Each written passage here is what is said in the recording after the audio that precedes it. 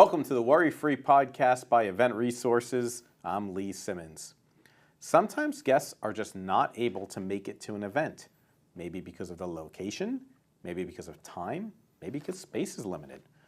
But live streaming an event is an option that allows people who aren't able to attend in person still experience the event. Joining me for this discussion is the Director of Production and Creative Services here at Event Resources, Joe Petricola. Joe, the first comment usually made when we bring up the idea of possibly live streaming an event is, well, less people are going to attend in person. Why do we believe that is not true? Good question. In our experience, people who can attend the event will go regardless. They want to be there in person. They want to have the in-person experience. They want to network. They want to see people they haven't seen in a while. So again, people who can go will go regardless if it's being live streamed or not. Live streaming is really designed to reach the audience that can't be there in person, physically or geographically, etc. Good examples are grandparents. They want to see their grandkids graduate college. A lot of college commencements are live streamed to reach audiences, geographically that can't make it. Another audience that we see getting reached with live streaming is out-of-town supporters. So you might support an organization, but you don't necessarily live in the area, or maybe you used to live in the area and you no longer live there, but you still want to support the organization. And then there's also part of the audience watching the live stream that if they couldn't be there, they actually see how cool it looks, or they see the great work that the organization is doing, and they say, you know what, I need to be at that event next year. Cost is a big factor, let's be real, on doing live streaming. What costs do event managers who are thinking about this need to think about when deciding if live streaming is the right fit for their event? Yeah, another good question. Internet speed is the biggest thing to consider. Does the venue provide internet sufficient for that live stream? I think we've all seen, we've all been on YouTube, or we've all watched a video, maybe even Netflix, where we see the wheel buffering. We don't want that for our events, and we don't want our clients and our guests to have that experience. And that relates also to hardwired versus wireless, because that comes up a lot of time too, kind of playing into what you're saying, definitely. right? Hardwire is always preferred because it is a consistent, reliable source for internet. Wi-Fi, it could be dependent on how many users are connected to that. It's just not as reliable. Or dropping a signal. Correct, yeah. That's definitely true.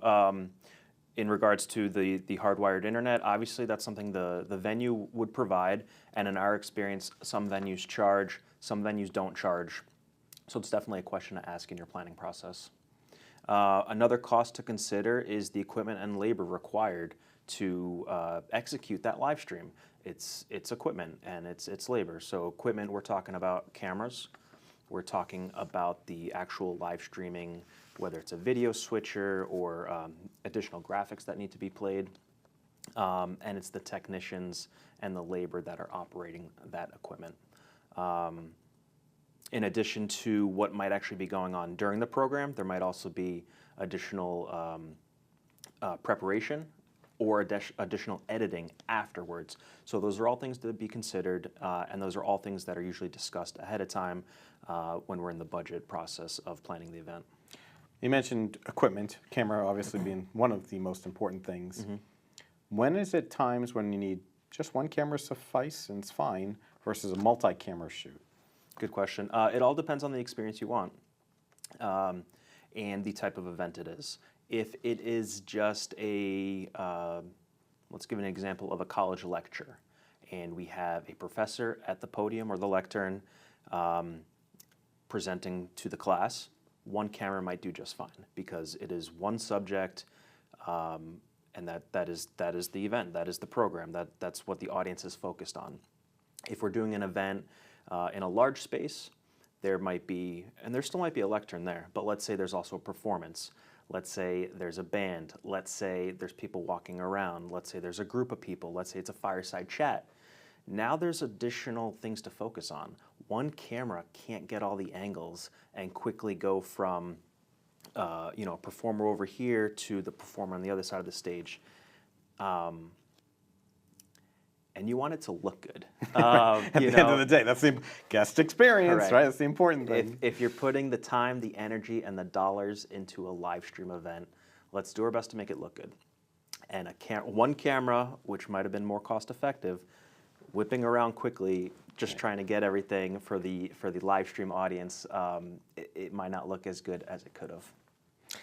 How many people can be expected to be watching a live stream? Because that's a conversation that comes up as well. Yeah, and we go through analytics as well with clients after the event. Hey, how many people were watching?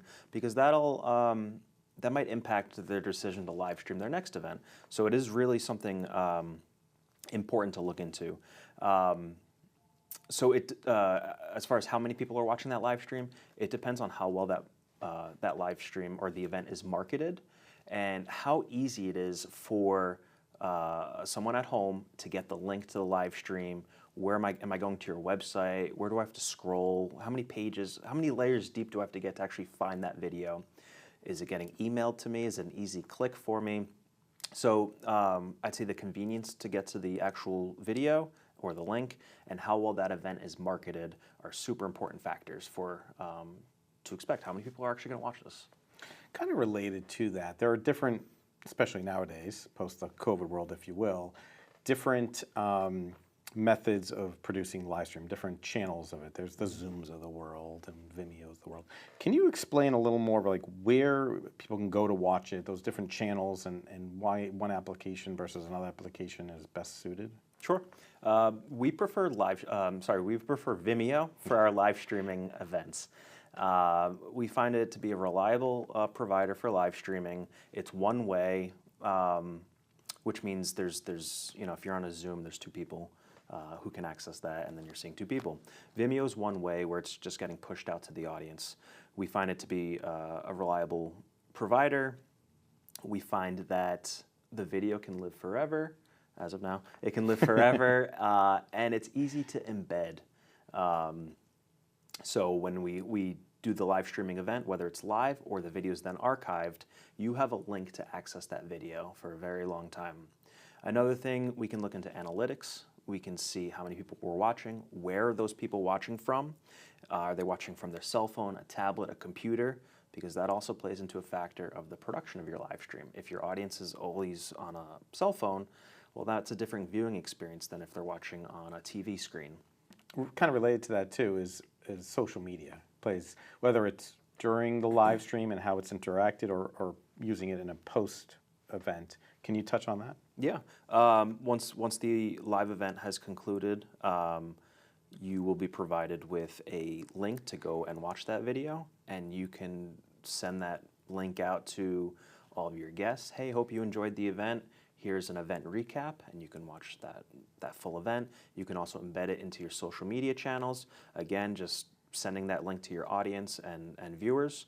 Again, we do prefer to use Vimeo as the live stream provider, and find that it does offer a lot of features. One thing I didn't mention before is chat feature. Yeah. Also password protected events. So if you don't want that event to be public and you want to keep it private or password only to view the event, those are also options.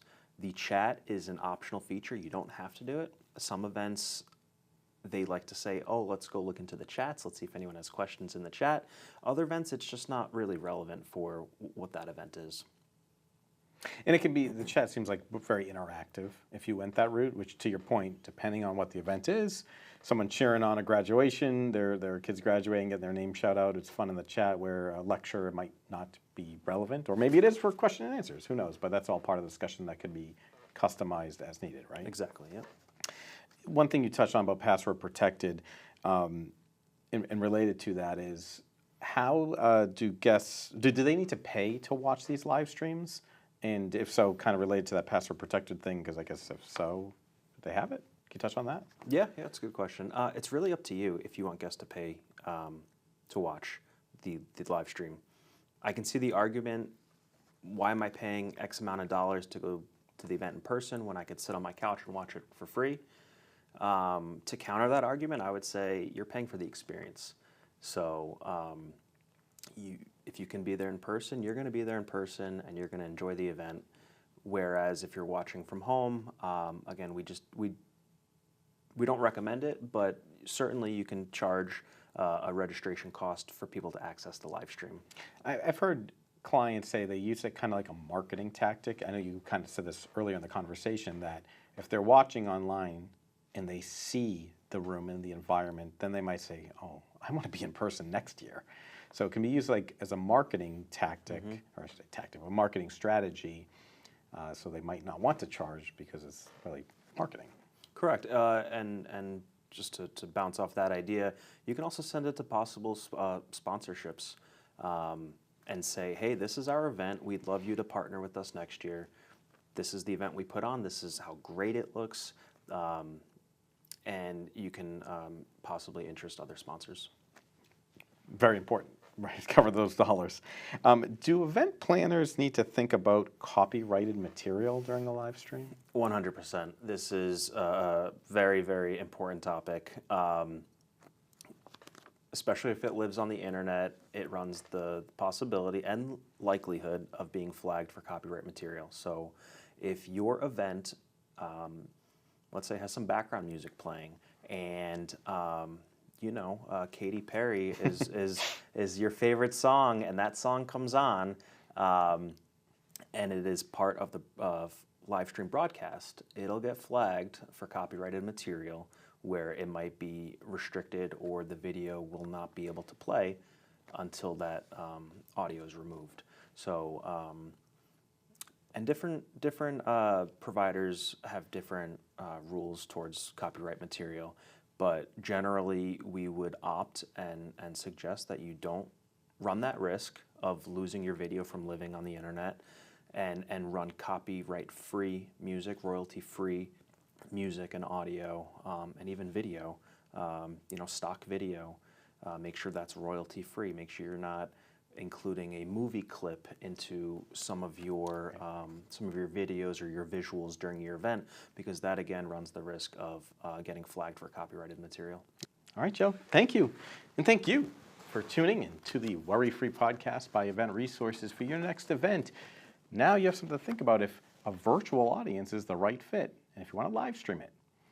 Thanks for watching the Worry-Free podcast by Event Resources.